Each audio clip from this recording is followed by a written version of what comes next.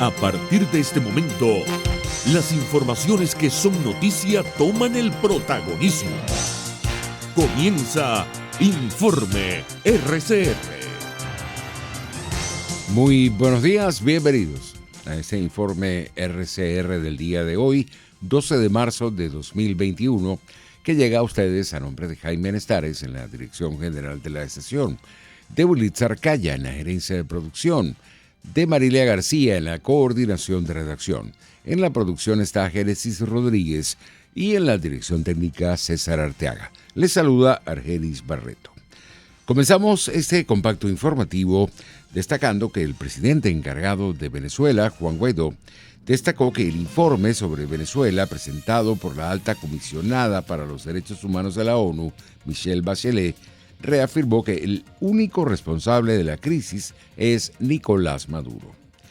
En un mensaje en la red social Twitter, Guaidó agradeció a los 55 países que apoyaron la declaración conjunta y también a las otras naciones y organizaciones que se pronunciaron en contra de las violaciones a derechos humanos que ocurren en Venezuela.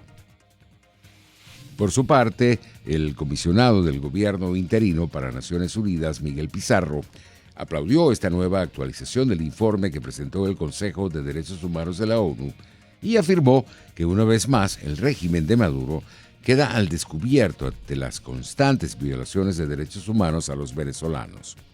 Aquí, resumiendo muy sucintamente lo que acaba de pasar en el Consejo, queda claro, uno, que la violación masiva de derechos humanos en Venezuela, el acoso y el ataque, confrontación, legado nuevo dentro de ambos reportes, es la mención especial al acoso que hay contra la sociedad civil venezolana, contra los actores humanitarios y contra los medios de comunicación, el fortalecimiento, y era parte de lo que decía la misión de determinación de hechos, de la lógica del enemigo interno, la lógica de entender a la disidencia, de entender a quienes no piensan igual al régimen, no como un adversario o no como un factor político diferente, sino como un enemigo al que hay que combatir, al que hay que acallar, al que hay que detener y al que hay que neutralizar. A los enemigos no se les persuade, sino se les neutraliza. Y bajo esa lógica se está llevando la seguridad ciudadana. El dirigente opositor Miguel Pizarro respaldó igualmente los puntos que trataron este informe ante la situación de los presos políticos en Venezuela, a quienes se les ha torturado, y muchos de ellos han fallecido en los calabozos de los cuerpos policiales del Estado. Otros dos temas que me parece fundamentales del ámbito de derechos humanos. Uno, la mención a la muerte de Salvador Franco. Parte de vivir bajo un régimen como el que vivimos nosotros en el contexto mundial que vivimos hace que la muerte de un preso político indígena, producto de un shock séptico en medio de un contexto de tuberculosis y de negación de atención médica, no sea el escándalo que podría ser. Esto en cualquier otro contexto, bajo cualquier otro gobierno, digamos, más de derecha o más del mundo cosmopolita, esto fuese un escándalo de primeras planas, de reportajes especiales, de movilizaciones. Lamentablemente, como es nuestra tragedia y como es nuestra realidad, la muerte de Salvador Franco no ha tenido la visibilización que merece tener, pero afortunadamente tanto la alta comisionada como la misión hicieron una mención a él como el ejemplo de la terrible condición en la que se encuentran los privados de libertad en Venezuela, tanto los que están por razones políticas como los que no. Entre tanto, el diputado a la Asamblea Nacional, elegida en 2015, Juan Pablo Guanipa, destacó que la única forma de que exista una negociación con el régimen de Maduro es que existan condiciones reales ante los escenarios que está presentando este año, como son las elecciones regionales. Guanipa también se refirió a la delegación de Noruega que se encuentra en el país y afirmó que hasta el momento no se ha ejecutado una reunión entre el chavismo y la oposición. Hemos dicho que este año hay dos escenarios dominantes en el espectro político venezolano. Uno de ellos son las supuestas elecciones regionales y otro de ellos es un proceso de negociación que ha sido impulsado por distintos países aliados a Venezuela, aliados a la causa democrática. Te hablo especialmente de Estados Unidos, Colombia, y yo diría que el Grupo de Lima en general y la Unión Europea, que hemos dicho nosotros, si se da un proceso de negociación en el que estén involucrados países aliados a la lucha democrática venezolana. Y obviamente países aliados, lamentablemente, a la dictadura de Nicolás Maduro, y de ese proceso de negociación surge un acuerdo que tenga dos cosas: uno, condiciones electorales, y dos, un cronograma electoral que incluya la presidencia de la República. En ese caso las cosas cambian y podemos pensar en una posibilidad electoral. De lo contrario, no tiene mayor sentido. En el caso de los noruegos, yo no es que esté muy informado, pero lo único que sé es que ellos han estado viniendo a Venezuela. Han estado viniendo a Venezuela con el objetivo de reunirse, por un lado con la dictadura, por otro lado con la alternativa democrática. No ha habido una reunión en la que estén los dos factores. Ellos han estado escuchando en reuniones que llaman pendulares. Por un lado se reúnen con la gente de la dictadura de Nicolás Maduro, por otro lado se reúnen con la gente de la alternativa democrática con el objetivo de escuchar los puntos de vista de cada uno y ver si logran conseguir un punto de encuentro. Juan Pablo Guanipa reiteró igualmente que la presión interna tiene que seguir para poder lograr un cambio político en el país. Insistió en que no solo la presión internacional, que ha sido de gran apoyo para la crisis de Venezuela, bastará para la futura transición. La presión interna y la presión internacional. Y yo sé que ese es un tema complejo también, porque hemos tenido momentos importantes de presión y el resultado no se ha dado. Pero este es un tema también de perseverancia, es un tema de constancia, es un tema de asumir que aquí no hay posibilidad de resignarse, que aquí no hay posibilidad de entregarse, que aquí no hay posibilidad de que los venezolanos digamos, bueno, no, ya el señor Maduro se queda allí y nosotros vamos a ver cómo cohabitamos aquí. Eso no tiene ningún sentido. Por eso nosotros tenemos que insistir. Y la insistencia es ejercer mecanismos de presión interna, dar testimonio interno y lograr que la presión internacional también apriete un poco para que podamos lograr que haya una posibilidad de solución a esta crisis. Por la vía de una actitud democrática del régimen no va a haber ninguna solución, porque ellos no creen en la democracia, es que lo demuestran en sus propios actos. Son un régimen autoritario, pero esos regímenes autoritarios tienen que sufrir presión nacional e internacional para que se encaucen hacia un proceso democrático, y esa es la pelea que nosotros tenemos que dar. Hubo más reacciones. Para Carmen Beatriz Fernández, consultora de política y directora de Data Estrategia, las sanciones internacionales y la presión de la comunidad internacional contra el régimen de Maduro cada vez más lo acorrala y sí tienen efecto dentro del chavismo.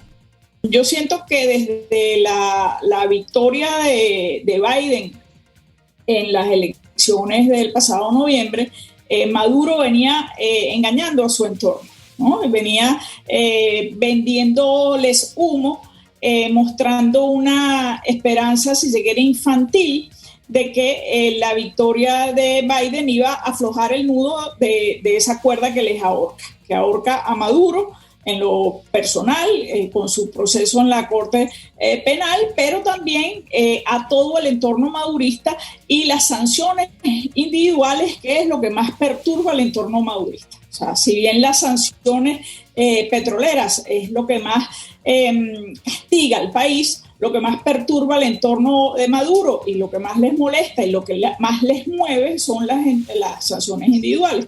Entonces, eso es mentira. Siempre fue una mentira, pero Maduro había venido engañando a su entorno más cercano, haciéndoles creer que eso era una posibilidad. Cuando la realidad es que en los Estados Unidos no hay causa más bipartidista que la causa venezolana. Es un país tremendamente polarizado, que no se ponen de acuerdo republicanos y demócratas en absolutamente nada, salvo en una cosa, y es el tema venezolano. Entonces, las recientes declaraciones de Juan González, de Anthony Blinken desde el Departamento de Estado, el reconocimiento a Guaidó, las declaraciones de todos los actores claves de la administración Biden te ratifican esto, ¿no? Este carácter bipartidista de las acciones que se toman. Ante el presunto proceso de diálogo que se está nuevamente asomando en el país entre el régimen de Maduro y la oposición, con la llegada de la delegación de Noriega a Caracas, Carmen Beatriz Fernández aseguró que Maduro no tiene un gran interés en reunirse con la oposición. A cambio, su objetivo primordial sería sentarse con la comunidad internacional por el tema del levantamiento de sanciones. Maduro, en esa rendija, en esa oportunidad que se está abriendo ahora de un nuevo y efectivo proceso de negociación, hay una silla claramente asignada a Maduro como secuestrador de la democracia venezolana. Y luego la comunidad internacional como sancionadora de Maduro y de sus acólitos, de toda la nomenclatura, tiene claramente una silla. Las nuevas sanciones están incluyendo las sanciones europeas que tanto han irritado a Maduro y al alto gobierno, mandaron un mensaje muy claro y muy importante. Son sanciones reversibles. Es decir, de alguna manera esas sanciones y la reversibilidad de las sanciones están asomando cuál es el incentivo que están ofreciendo para sentarse en esa mesa de negociación. Comunidad internacional, por un lado, sancionadora, y Maduro, por otro lado, como secuestrador de la democracia. Ahora, la comunidad internacional es quien le está dando la silla a la oposición venezolana. Es la comunidad internacional la que está obligando a Maduro a sentarse a negociar con la oposición, no porque sea una decisión de Maduro, ni porque sea una voluntad de Maduro. Maduro hubiera preferido muchísimo sentarse con una oposición diseñada por él mismo, y a eso dedicó sus esfuerzos el año pasado.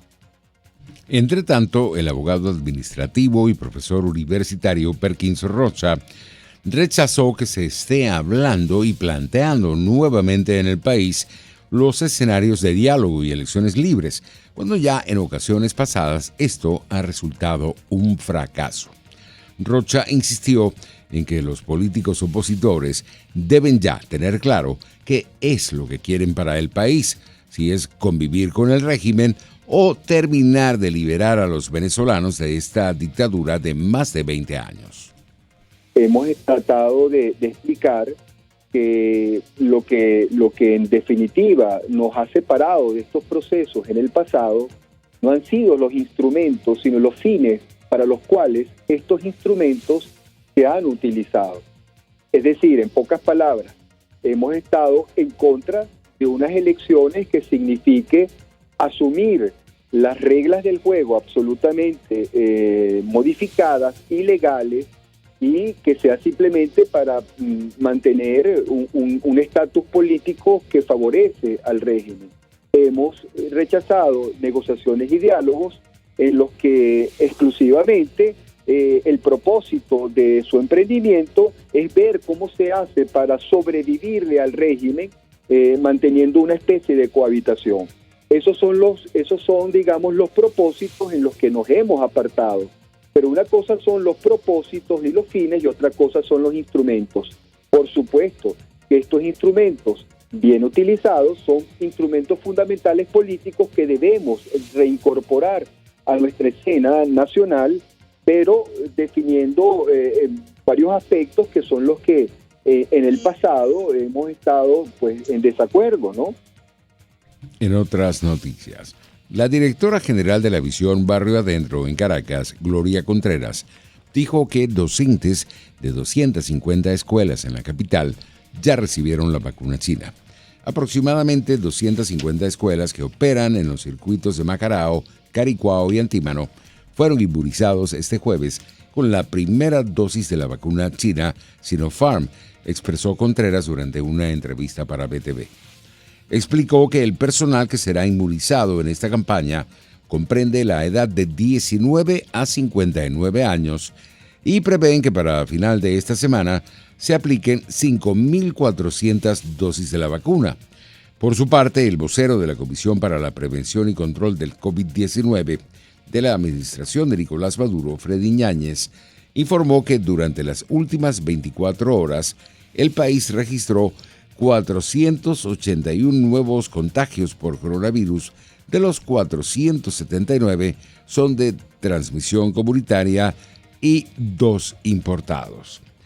A pocos días de cumplirse un año de la activación de la cuarentena en Venezuela y de registrarse el primer caso de coronavirus, estas son las cifras aportadas por la administración de Maduro.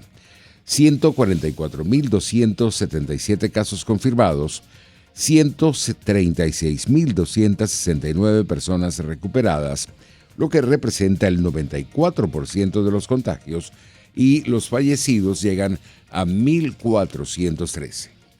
Pasamos a la materia económica. Los empresarios venezolanos quieren invertir en el país, pero desconfían de la administración de Maduro, al que le exigen más hechos que palabras, según un estudio publicado este jueves por la Federación de Cámaras y Asociaciones de Comercio y Producción de Venezuela, Fedecámaras. De las 1.116 personas encuestadas, que se identificaron como empresarios afiliados a algún gremio empresarial, el 82% considera que de no satisfacer las exigencias políticas del chavismo, siguen corriendo el riesgo de perder sus negocios o su libertad. En otras informaciones, el Banco Interamericano de Desarrollo presentó este jueves un instrumento para garantizar la cobertura legal durante la campaña de vacunación contra la COVID-19 en Latinoamérica y el Caribe, tanto para gobiernos como para farmacéuticas, ante la preocupación expresada sobre cláusulas de indemnización que conllevan costes de responsabilidad civil. Según indicó en conferencia de prensa el presidente del BID, Mauricio Claver Carore, en plena campaña de adquisición de vacunas, algunos gobiernos, como el peruano, le transmitieron su preocupación por el hecho de que las farmacéuticas incluían en sus contratos cláusulas de indemnización que les exponían a costes de responsabilidad social. 9:23, vamos a publicidad y regresamos. Usted escucha Informe RCR por su 750 AM.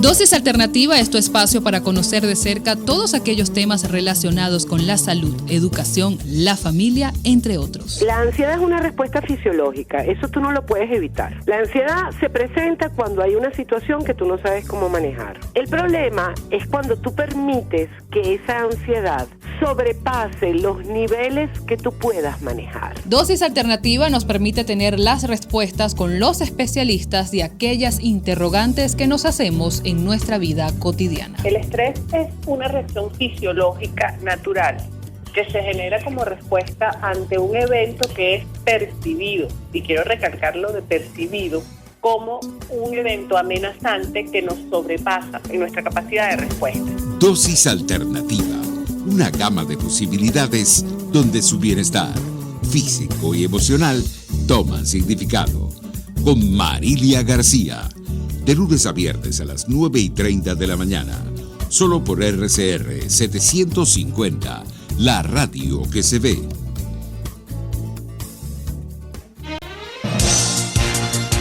Les estamos presentando Informe RCR, el compacto informativo de esta hora, solo por RCR 750 AM.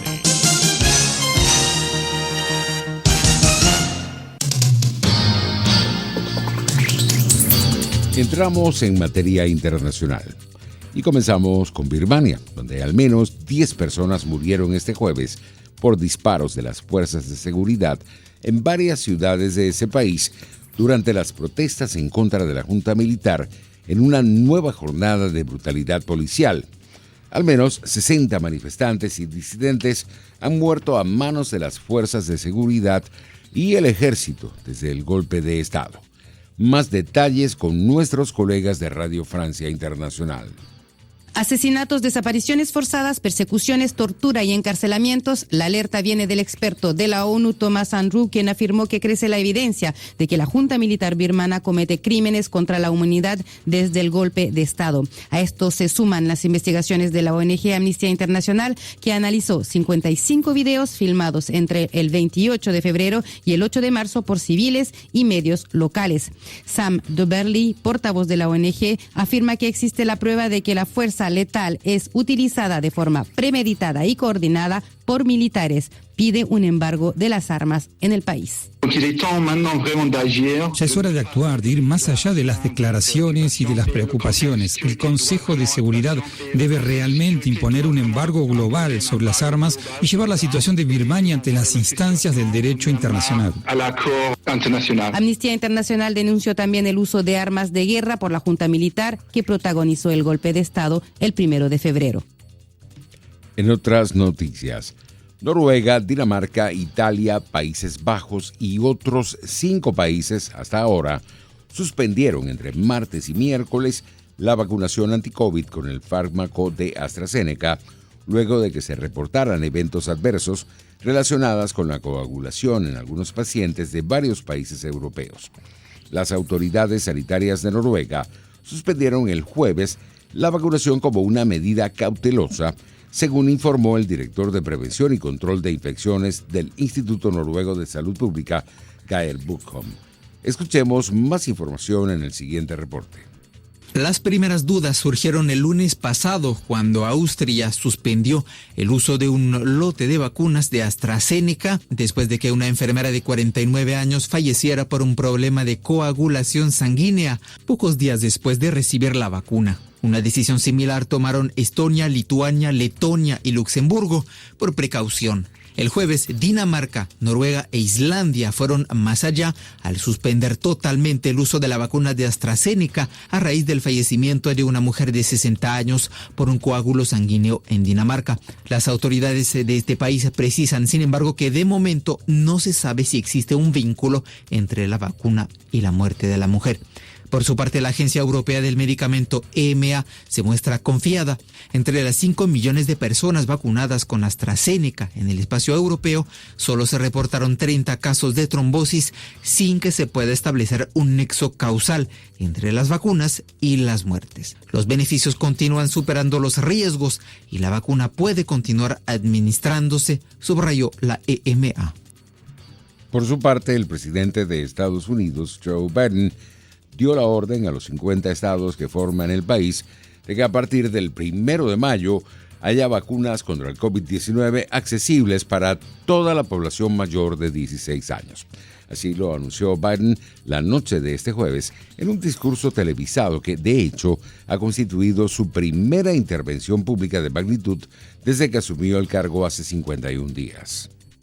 I promise I will do everything in my power. Prometo que haré todo lo que está en mi poder. No descansaré antes de ganarle a este virus, pero los necesito. Necesito que cada estadounidense haga su parte. Necesito que vayan a vacunarse cuando sea su turno o tenga una oportunidad. Y ayuden a sus familiares, amigos y vecinos a vacunarse también. Si todos hacemos nuestra parte, es muy probable que usted, su familia y sus amigos puedan reunirse el próximo 4 de julio en su jardín o en un vecindario para celebrar el Día de la Independencia con un asado. No significa eventos. Y en los deportes, la española Garbiñe Muguruza, 16ª jugadora mundial y 9ª cabeza de serie, confirmó su buen momento tras vencer este jueves a la bielorrusa Aryna Sabalenka, 8ª del mundo, por 3-6, 6-3 y 6-2 en cuartos de final del torneo de Dubái.